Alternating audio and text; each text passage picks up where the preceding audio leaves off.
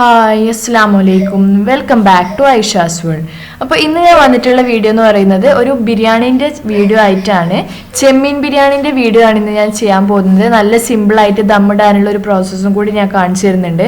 ഞാൻ അധികവും ചെയ്യുമ്പോൾ അങ്ങനെയായിട്ട് ദമ്മിടൽ അല്ലാതെ മറ്റേ കറക്റ്റ് പ്രോപ്പർ ആയിട്ടുള്ള രീതിയിൽ ചെയ്യാറില്ല. ഇതും അതേ സെയിം ടേസ്റ്റിന് നമുക്ക് കിട്ടുകയും ചെയ്യും. അപ്പോൾ ചെമ്മീൻ ബിരിയാണി എങ്ങനെയാണ് ഉണ്ടാക്കുന്നത് നോക്കിയാലോ.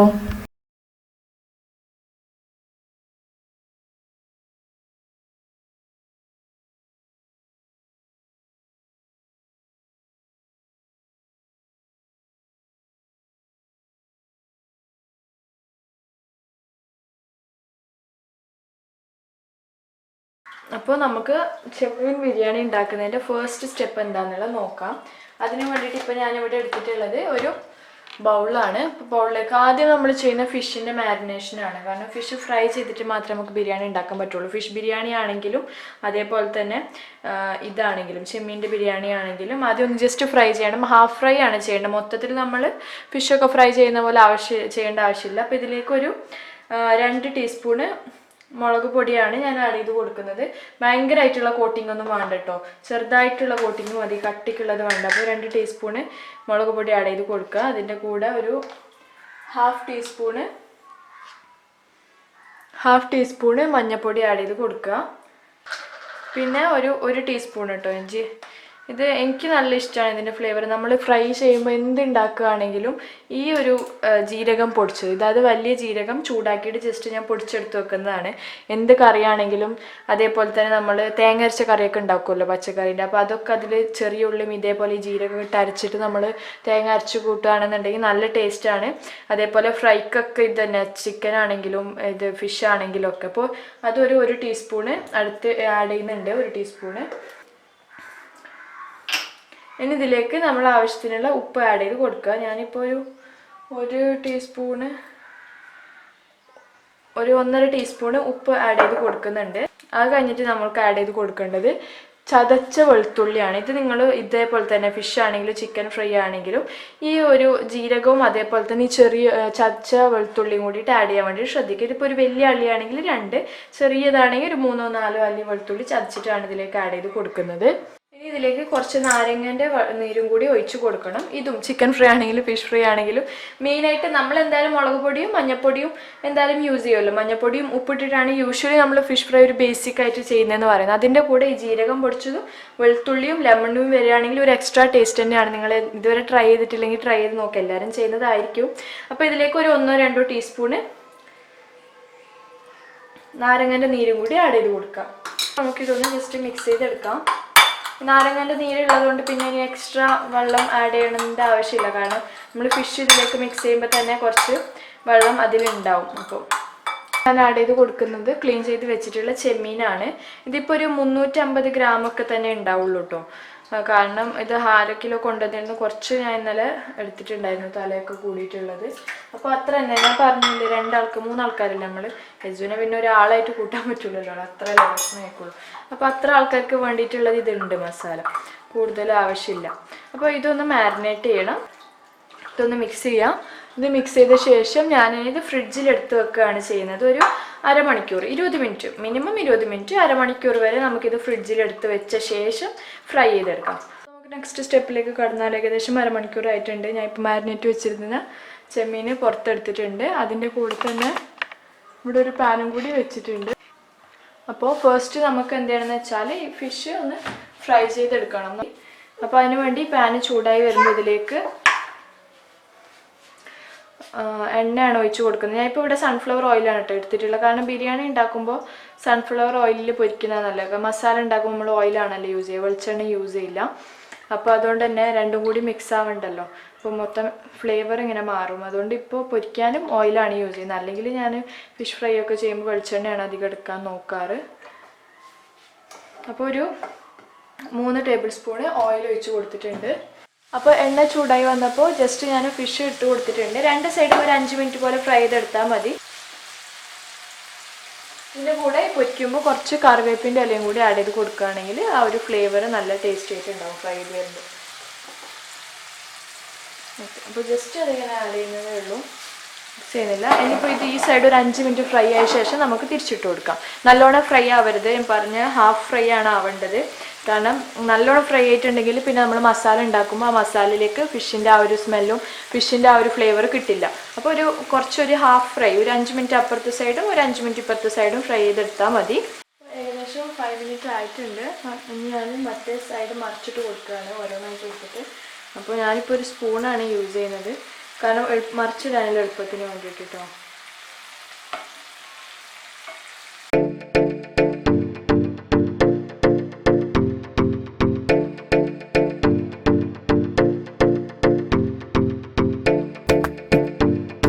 അപ്പോൾ ഞാൻ എൻ്റെ മറ്റേ ഫ്രൈൻ്റെ പാത്രം അപ്പുറത്തേക്ക് മാറ്റിയിട്ടുണ്ട്. അപ്പോൾ ഫ്രൈ ഏകദേശം ഞാൻ ഓഫ് ചെയ്തിട്ടുണ്ട് കേട്ടോ, കാരണം അത് ഏകദേശം ആയിട്ടുണ്ട്. ഇപ്പുറത്തായിരുന്നു വെച്ചിട്ടുണ്ടായിരുന്നത്. അപ്പോൾ ഞാനത് ഓഫ് ചെയ്തു. ഇനി നമുക്ക് ഇതിൻ്റെ മസാല റെഡിയാക്കി എടുക്കാം. അപ്പോൾ മസാല റെഡിയാക്കി എടുക്കാൻ വേണ്ടിയിട്ട് ഞാൻ ഇവിടെ നോൺ സ്റ്റിക്കിൻ്റെ പാൻ വെച്ചിട്ടുള്ളത്. നിങ്ങൾക്ക് വേണമെങ്കിൽ കുക്കറിൽ ഉണ്ടാക്കാം. അങ്ങനല്ല, കുക്കറിൽ വിസിലൊന്നും ഇടേണ്ട ആവശ്യമില്ല, പിന്നെ അല്ലെങ്കിൽ മൺചട്ടിയിലൊക്കെ ചെയ്യാവുന്നതാണ്. അപ്പോൾ ഇതൊന്ന് ചൂടായി വരുമ്പോൾ നമുക്കിതിലേക്ക് ഓയിൽ ആഡ് ചെയ്ത് കൊടുക്കണം. അപ്പോൾ ഞാൻ 1 ടേബിൾ സ്പൂൺ ഓയിലാണ് ഇതിലേക്ക് ആഡ് ചെയ്ത് കൊടുക്കുന്നത്. 2 ടേബിൾ സ്പൂൺ നെയ്യും ആഡ് ചെയ്ത് കൊടുക്കുന്നുണ്ട്. നെയ്യ് മൊത്തത്തിൽ ഇടേണ്ട ആവശ്യമില്ല, ഇങ്ങനെ 2 പകുതിയായിട്ട് ഇട്ടാൽ മതി. അല്ല നിങ്ങൾക്ക് ഇപ്പോൾ ഓയിൽ മാത്രം യൂസ് ചെയ്തിട്ടും ഉണ്ടാക്കാം. അപ്പോൾ എണ്ണ ഏകദേശം ചൂടായി വരുമ്പോഴത്തേന് നമ്മളിതിലേക്ക് ഉള്ളി ആഡ് ചെയ്ത് കൊടുക്കുക. അപ്പോൾ ഞാനിവിടെ മീഡിയം സൈസിലുള്ള 3 ഉള്ളിയാണ് ആഡ് ചെയ്ത് കൊടുക്കുന്നത്. അപ്പോൾ ഇതൊന്ന് ജസ്റ്റ് കൈ കൊണ്ട് ഇതേപോലെ മിക്സാക്കിയ ശേഷം ആഡ് ചെയ്ത് കൊടുക്കുക കേട്ടോ. അപ്പോൾ പെട്ടെന്ന് ഉള്ളി ഇങ്ങനെ സെപ്പറേറ്റ് ചെയ്ത് നിൽക്കും. അല്ലാന്നുണ്ടെങ്കിൽ കട്ട പിടിച്ചിട്ട് നമുക്ക് പിന്നെ കയ്യിലുകൊണ്ട് ചെയ്തെടുക്കേണ്ടി വരും. ജസ്റ്റ് എണ്ണ തെറിച്ചു, എൻ്റെ കൈ പൊള്ളിയിട്ടുണ്ട്.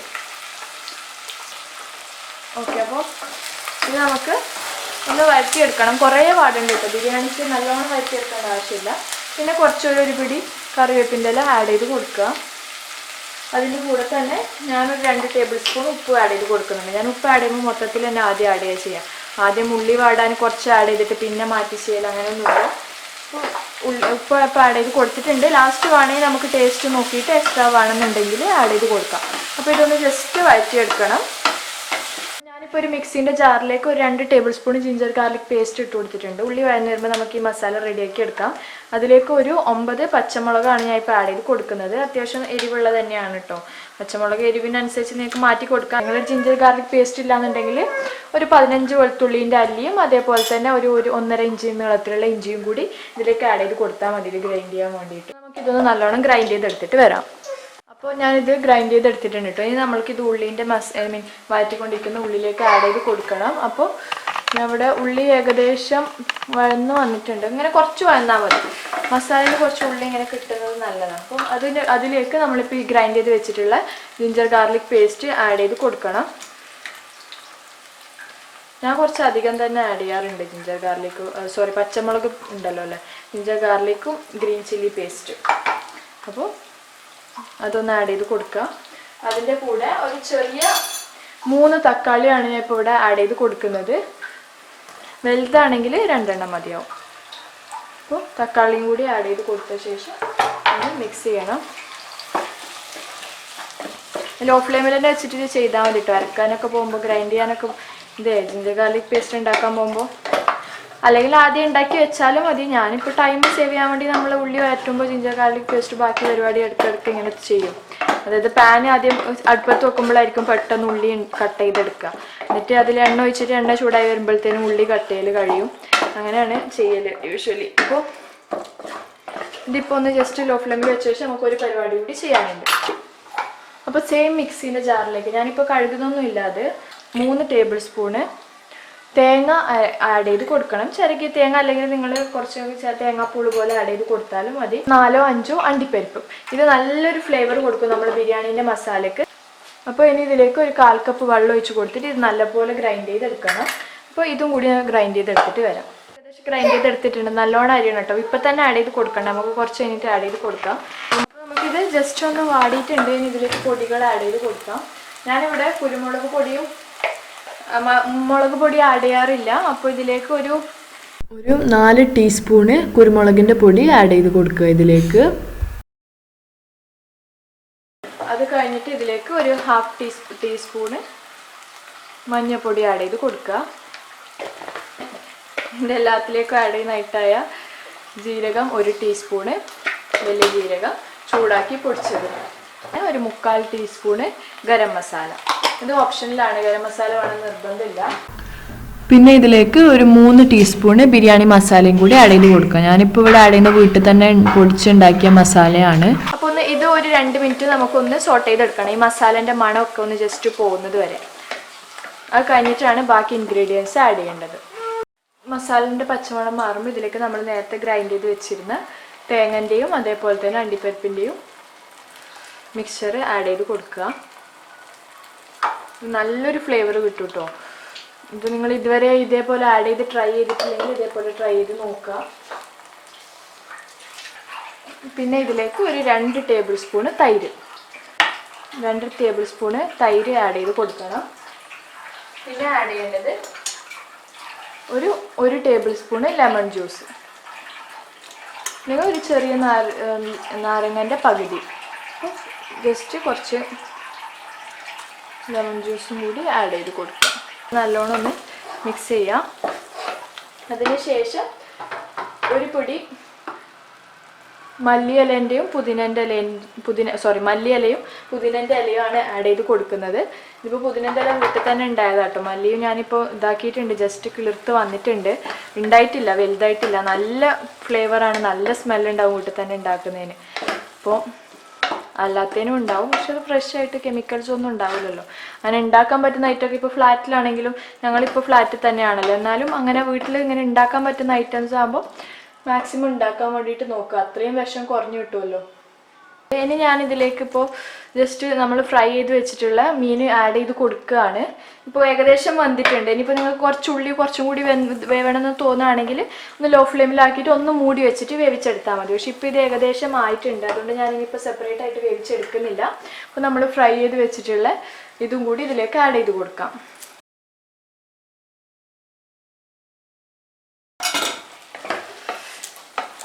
അപ്പോൾ ഇത് മിക്സ് ചെയ്ത് കൊടുക്കുക.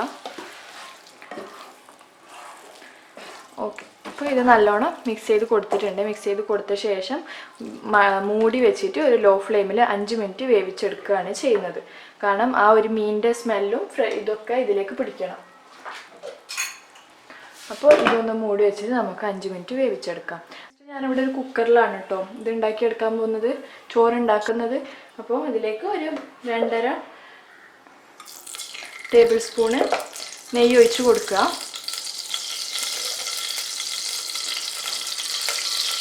അപ്പോൾ നെയ്യ് ഏകദേശം ചൂടായി വന്നിട്ടുണ്ട്. ഇതിലേക്ക് ഞാൻ ഇപ്പോൾ ആഡ് ചെയ്ത് കൊടുക്കുന്ന ഒരു ചെറിയ ഉള്ളിയാണ്. ഇതെന്താ അറിയുക, നമ്മൾ ഗാർണിഷ് ചെയ്യാൻ വേണ്ടിയിട്ട്, അതായത് ഡെക്കറേഷൻ വേണ്ടിയിട്ട് യൂസ് ചെയ്യുമല്ലോ. അപ്പോൾ അതിനുള്ള ഉള്ളി ആദ്യം ഇതിൽ ഫ്രൈ ചെയ്തെടുക്കുക, ഉള്ളിയും അതേപോലെ അണ്ടിപ്പരിപ്പും മുന്തിരിയൊക്കെ. അത് കഴിഞ്ഞിട്ട് നമുക്ക് സെയിം നെയ്യിൽ തന്നെ ചോറുണ്ടാക്കിയെടുത്താൽ മതി. അപ്പോൾ ഇതൊന്ന് ഒരു മീഡിയം ഫ്ലെയിമിൽ വെച്ചിട്ട് ഉള്ളി നല്ലോണം ഫ്രൈ ചെയ്തെടുക്കണം കേട്ടോ. ഞാൻ ഈ ഉള്ളി ഒരു പാത്രത്തിലേക്ക് എടുത്ത് മാറ്റുകയാണ്. ഏകദേശം ബ്രൗൺ കളർ ആയിട്ടുണ്ട്, ഒരുപാട് കരിയണ്ട, ഇത്തിരി ഉള്ളൂ കേട്ടോ. എനിക്ക് ശരിക്കും പറഞ്ഞാൽ ഈ അണ്ടിപ്പരിപ്പ് മുന്തിരി ഒന്നും ബിരിയാണിയിൽ കടിക്കാൻ പറ്റുന്ന ഇഷ്ടമില്ല. അധികം വീട്ടിലുണ്ടാക്കുമ്പോൾ ഞാൻ ഇങ്ങനെ ഗാർണിഷ് ചെയ്യാറില്ല. പിന്നെ വീഡിയോ ചെയ്യുമ്പോൾ ഒക്കെ ഒരു ഫിനിഷിങ് വേണമല്ലോ, കാണുമ്പോൾ കറക്റ്റായിട്ട് പ്രോപ്പറായിട്ട് ചെയ്യണമല്ലോ, അപ്പോൾ അതുകൊണ്ടാണ്. ഇനി ഇതിലേക്കൊരു 10 അണ്ടിപ്പരിപ്പ് ഇട്ട് കൊടുക്കുന്നുണ്ട്. പെട്ടെന്ന് തന്നെ വഴന്നുണ്ട്, ഓൾറെഡി നല്ല ചൂടുള്ള എണ്ണയാണ്. അപ്പോൾ അതുകൊണ്ട് അണ്ടിപ്പരിപ്പ് അപ്പം തന്നെ വഴന്ന് കിട്ടും. അപ്പോൾ ഞാൻ അണ്ടിപ്പരിപ്പും മുന്തിരിയും ജസ്റ്റ് ഒരു പാത്രത്തിലേക്ക് എടുത്ത് മാറ്റിയിട്ടുണ്ട്. അത് ജസ്റ്റ് ഒന്ന് ഫ്രൈ ചെയ്ത ശേഷം ഇനി ഇതിലേക്ക് തന്നെയാണ് ബാക്കി ഇൻഗ്രീഡിയൻസ് ആഡ് ചെയ്ത് കൊടുക്കുന്നത്. ഇതിലേക്ക് 1 ടീസ്പൂണ് ഏലക്കായ പൊടിച്ചതാണ്. ഏലക്കായ ജസ്റ്റ് ചൂടാക്കി പൊടിച്ചെടുത്ത് വെക്കുന്നതാണ്, അല്ലെങ്കിൽ 3-4 ഏലക്കായ കുത്തിയിട്ട് ചതച്ചിട്ട് ആഡ് ചെയ്ത് കൊടുക്കാം. പിന്നെ ഒരു കഷ്ണം പട്ട, 4-5 ഗ്രാമ്പും കൂടി ആഡ് ചെയ്ത് കൊടുക്കുക. അതേ എണ്ണയിലേക്ക് ആക്കി എടുക്കുമ്പോൾ ടേസ്റ്റ് ചെയ്യാം. അല്ലെങ്കിൽ നിങ്ങൾക്ക് ഉള്ളിയും ഞാൻ ആദ്യമൊക്കെ ചെയ്യൽ ഉള്ളിയും അണ്ടിപ്പരിപ്പും മുന്തിരിയൊക്കെ സെപ്പറേറ്റ് ആയിട്ട് എണ്ണയിൽ പൊരിച്ചെടുക്കലായിരുന്നു, അങ്ങനെ വേണമെങ്കിലും ചെയ്യാം. ഇനി ഇതിലേക്ക് ഞാനൊരു 4.5 കപ്പ് വെള്ളമാണ് ഒഴിച്ച് കൊടുക്കുന്നത്. ഇവിടെ ഞാൻ എടുത്തിട്ടുള്ള 2.5 കപ്പ് അരിയാണ് കേട്ടോ എടുക്കുന്നത്. അപ്പോൾ 2.5 കപ്പിന് 5 കപ്പ് ഡബിൾ. പക്ഷെ ഡബിൾ ഫുൾ എടുക്കേണ്ട ആവശ്യമില്ല, അതിൽ നിന്ന് ഒരു 1/2 കപ്പ് കുറച്ചിട്ട് എടുത്താൽ മതി വെള്ളം. ജീരകശാല അരിയാണ് ഞാൻ ഇപ്പോൾ ഇവിടെ യൂസ് ചെയ്യുന്നത്.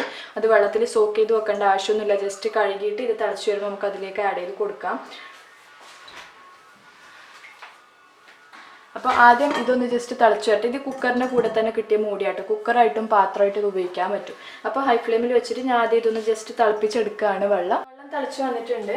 അപ്പോൾ ഇതിലേക്ക് ഞാൻ ആദ്യം ഒരു ഹാഫ് നാരങ്ങ, 1 ടേബിൾ സ്പൂൺ നാരങ്ങൻ്റെ വെള്ളം പിഴിഞ്ഞ് കൊടുക്കുന്നുണ്ട്. അതായത് നമ്മൾ ചോറ് സെപ്പറേറ്റ് ആയിട്ട് കിടക്കാൻ വേണ്ടിയിട്ടാണ് ഇതേപോലെ ചെയ്യുന്നത്. അപ്പോൾ നാരങ്ങ പിഴിഞ്ഞ് കൊടുക്കുക. പിന്നെ ആവശ്യത്തിനുള്ള ഉപ്പും കൂടി ഒരു 2-2.5 ടീസ്പൂൺ ഉപ്പും കൂടി ആഡ് ചെയ്ത് കൊടുക്കുക. അതിനുശേഷം ഒന്ന് ജസ്റ്റ് മിക്സ് ചെയ്യാം. അപ്പോൾ അതിനുശേഷം നമ്മൾ എടുത്ത് വെച്ചിട്ടുള്ള അരി ആഡ് ചെയ്ത് കൊടുക്കാം. 2.5 കപ്പ് അരിയാണ് ഉള്ളത്. അപ്പോൾ ഞാൻ അത് ജസ്റ്റ് കഴുകിയിട്ട് വെള്ളം മൂറാൻ വേണ്ടി വെച്ചതായിരുന്നു. വെള്ളം മൂറാൻ വേണ്ടിയിട്ട് വെക്കണം. പിന്നെ ഇതിൽ എക്സ്ട്രാ വെള്ളം ഉണ്ടാവരുത് നമ്മൾ ആഡ് ചെയ്ത് കൊടുക്കുമ്പോൾ. അങ്ങനെയാണെന്നുണ്ടെങ്കിൽ പിന്നെ വെള്ളത്തിൻ്റെ അളവ് മാറിപ്പോകില്ല. അപ്പോൾ ചിലപ്പോൾ വെള്ളം കൂടിപ്പോയാൽ ഇതുപോലെ ആയിപ്പോവും, കുഴഞ്ഞു പോകും, സെപ്പറേറ്റ് ആയിട്ട് നമുക്ക് കിട്ടില്ല. ഈ ഒരു പാത്രം ഞാൻ മുന്നേ ചെയ്ത ബിരിയാണീൻ്റെ വീഡിയോയിലൊക്കെ ചെയ്തിട്ടുണ്ടായിരുന്നു. ഇതെങ്ങനെയാണെന്ന് വെച്ചാൽ ഇതേപോലെ ഇതിൽ കഴുകി എടുത്തിട്ട് ഇതിലെ വെള്ളം മൂറാൻ വേണ്ടിയിട്ട് വെക്കാൻ പറ്റും. കുറേ ഹോൾസ് ഉള്ളതാണ്. ഞാനിപ്പോൾ അത്യാവശ്യം ഉപയോഗിക്കലുണ്ട്. നല്ല ഹെൽപ്ഫുള്ളായിട്ട് എനിക്ക് തോന്നി കേട്ടോ. അരിയൊക്കെ ഇപ്പോൾ ബിരിയാണി ഉണ്ടാക്കുമ്പോൾ മറ്റരി കഴുകുമ്പോൾ പിന്നെ വലിയ പ്രശ്നമില്ല. ഊറാൻ വെക്കാനൊക്കെ, വെള്ളം ഊറാൻ വെക്കാനൊക്കെ നല്ല എളുപ്പമായിട്ട് തോന്നുന്നുണ്ട്. ഇത് ആമസോണിൽ നിന്ന് വാങ്ങിച്ചതാണ്. അപ്പോൾ ഇതൊന്ന് ജസ്റ്റ് മിക്സ് ചെയ്ത് കൊടുക്കണം കേട്ടോ. എന്നിട്ട് ഉപ്പ് ജസ്റ്റ് ഒന്ന് ടേസ്റ്റ് ചെയ്ത് നോക്കാം. എക്സ്ട്രാ വേണമെന്നുണ്ടെങ്കിൽ ആഡ് ചെയ്യില്ല, കറക്റ്റാണ് ഉപ്പ്. അപ്പോൾ ഇതിന് മൂടിയിട്ട് നമുക്ക് വേവിക്കാൻ വേണ്ടി വെക്കണം. ഹൈ ഫ്ലെയിമിൽ 1 വിസിലാണ് ഞാൻ ഇപ്പോൾ ഇട്ട് കൊടുക്കുന്നത്. 1 വിസിൽ വന്ന ശേഷം അപ്പം തന്നെ നമ്മൾ വിസിൽ മാറ്റണം. അപ്പോൾ ആദ്യം 1 വിസിൽ വരട്ടെ, അത് കഴിഞ്ഞിട്ട് പറയാം. അപ്പം തന്നെ വിസിൽ മാറ്റിയിട്ടാൽ മാത്രമേ ഇതിന് കറക്റ്റ് ആ ഒരു വേവായിട്ട് കിട്ടുള്ളൂ. അല്ലെങ്കിൽ ചിലപ്പോൾ കൂടുതൽ വെന്തു പോകും. കാരണം നമുക്ക് ദമ്മും കൂടി ഉണ്ടല്ലോ. അപ്പം 90% മാത്രമേ വേവ് ആവാൻ പാടുള്ളൂ.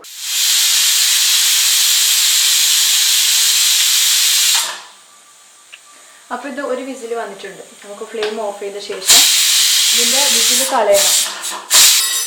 അപ്പോൾ ഇതിൻ്റെ വിസിൽ പോയിട്ടുണ്ട്. നമുക്ക് തുറന്ന് നോക്കാം. കണ്ടില്ലേ, കറക്റ്റ് ആ ഒരു 90% വേവാണ് ആയിട്ടുള്ളത്. ഇനി ഇത് ഒന്ന് നല്ലോണം ഒന്ന് ഇളക്കി കൊടുക്കണം. Full wave. ഇതിന് ദമ്മിട്ട് കഴിയുമ്പോൾ ഇത് കറക്റ്റായിട്ടുള്ള വേവായിട്ട് നമുക്ക് കിട്ടും. അപ്പോൾ ഇതിപ്പോൾ ഏകദേശം ആയിട്ടുണ്ട്. ഇനി ഒന്ന് ഇളക്കി കൊടുക്കുക. കാരണം എന്താ പറയുക, അല്ലെങ്കിൽ പിന്നെ ചിലപ്പോൾ നല്ല കട്ടിയായിട്ട് നമുക്ക് ഈ ചോറ് കട്ടയായിട്ട് വരും. അപ്പോൾ സെപ്പറേറ്റ് ആയിട്ട് ഇങ്ങനെ ഒറ്റയായിട്ട് കിട്ടണമെന്നുണ്ടെങ്കിൽ ഇതേപോലെ ആദ്യം ഒന്ന് ജസ്റ്റ് ഇളക്കി കൊടുക്കുക. അതിന് ശേഷം ഞാൻ ഇവിടെ നേരത്തെ ഫ്രൈ ചെയ്ത് വെച്ചതിന്ന് കുറച്ച് ഒരു അണ്ടിപ്പരിപ്പ് മുന്തിരിയൊക്കെ ഇങ്ങനെ ചെയ്തില്ലെങ്കിൽ കുഴപ്പമില്ല. അപ്പോൾ അതൊന്ന് ഇത്തിരി ആഡ് ചെയ്ത് കൊടുക്കാം. പിന്നെ ഞാൻ കുറച്ച് മല്ലിൻ്റെ പുതിനേൻ്റെ എല്ലാം കട്ട് ചെയ്ത് വെച്ചിട്ടുണ്ട്, അതും കൂടി ആഡ് ചെയ്ത് കൊടുക്കുക. അതിനുശേഷം ഇത് ദമ്മിടുന്ന പ്രോസസ്സാട്ടോ പറയുന്നത്. ഇതിലേക്ക് നമ്മൾ ഉണ്ടാക്കി വെച്ചിട്ടുള്ള ഫിഷിൻ്റെ മസാലയും കൂടി ആഡ് ചെയ്ത് കൊടുക്കുക. ഈസി ആയിട്ട് ദമ്മിടാനുള്ള വഴിയാണ്. നല്ല പെർഫെക്റ്റ് ആയിട്ട് നമുക്ക് കിട്ടുകയും ചെയ്യും. അപ്പോൾ ഇതാണ് എനിക്ക് ശരിക്കും ലോ ഫ്ലെയിം എന്ന് പറയുന്നത് എൻ്റെ ഗ്യാസിൽ. പക്ഷെ ഞാൻ ചെയ്യുന്നത് ഇത് ഹൈ ഫ്ലെയിമിലാക്കിയ ശേഷം ഇപ്പുറത്തെ റൈറ്റ് സൈഡിലേക്ക് എൻ്റെ സ്വിച്ച് തിരിച്ചു കൊടുക്കുകയാണെന്നുണ്ടെങ്കിൽ ഇത് കുറച്ചും കൂടി ഇത് ചെറിയ തീയിലാക്കി എടുക്കാൻ വേണ്ടിയിട്ട് പറ്റും. കണ്ടില്ലേ, ഇപ്പം നല്ല ചെറിയ തീയിലായി. അപ്പോൾ ഇതേപോലെ ഒരു 10 മുതൽ 15 മിനിറ്റ് വരെ ദമ്മിട്ട ശേഷം നമുക്ക് ഫ്ലെയിം ഓഫാക്കി വെക്കാം. അത് കഴിഞ്ഞിട്ട് ഒരു അരമണിക്കൂറൊക്കെ കഴിഞ്ഞിട്ട് തുറന്നാൽ മതി. അത് അതേപോലെ ഫ്ലെയിം ഓഫ് ചെയ്ത ശേഷം അതേപോലെ വെക്കുക.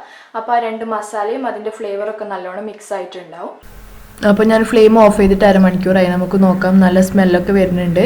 ഇനിയിപ്പോൾ ചെമ്മീനാകുമ്പോൾ നമ്മൾ എന്താ അറിയോ, എല്ലാം മിക്സാക്കി എടുക്കലാണ് മൊത്തത്തിൽ. നമ്മൾ മറ്റേ ചിക്കനൊക്കെ ചെയ്യുന്ന പോലെ സെപ്പറേറ്റ് ആയിട്ട് നിങ്ങൾ സെർവ് ചെയ്യരുത്.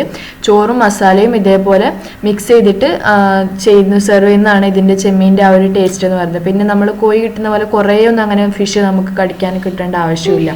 അപ്പോൾ അത് ശ്രദ്ധിക്കുക. അപ്പോൾ ഞാനിത് നേരത്തെ മസാല ഉണ്ടാക്കിയിരുന്ന ആ പാത്രം ഉണ്ടല്ലോ, അതിലേക്ക് ഇട്ടിട്ട് ചോറും മസാലയും കുറച്ചായിട്ട് ഇട്ടിട്ട് കുറച്ചായിട്ട് മിക്സ് ചെയ്തെടുക്കുകയാണ് ചെയ്യുന്നത്. നിങ്ങൾക്ക് വേണമെങ്കിൽ വേറെ വലിയൊരു പാത്രം ഉണ്ടെന്നുണ്ടെങ്കിൽ അതിലേക്ക് ഇട്ടിട്ട് നല്ലോണം മിക്സ് ചെയ്തെടുക്കാം. ഇപ്പോൾ ഇത് അത്യാവശ്യം മസാല ഉള്ള രീതിയിലാണ് ഞാൻ ചെയ്തിട്ടുള്ളത്. കാരണം മസാലക്ക് അത്ര എരിവ് കൊടുത്തിട്ടില്ല, ഒരു മീഡിയം എരിവാണ്. അതുകൊണ്ട് കുറച്ചധികം മസാല ഉള്ള രീതിയിലാണുള്ളത്. നിങ്ങൾക്ക് ഇനി മസാല അത്ര തീരെ ഇഷ്ടമില്ലാത്ത ആൾക്കാരാണെങ്കിൽ 2.5 കപ്പ് ചോറിന് പകരം 3 കപ്പ് ചോറ് എടുത്തിട്ട് ഉണ്ടാക്കിയാൽ മതി കേട്ടോ. അപ്പോൾ കറക്റ്റ് മസാല കുറച്ചും കൂടി കുറഞ്ഞിട്ടുണ്ടാവും. ഇതാണ് കറക്റ്റ് എന്ന് പറയുന്നത്.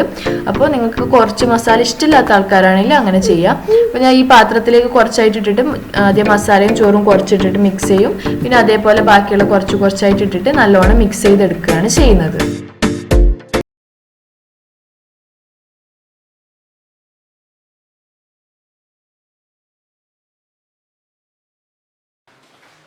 എന്നിട്ട് നമുക്ക് ഇതിലേക്ക് ബിരിയാണി സെർവ് ചെയ്ത് കൊടുക്കാം.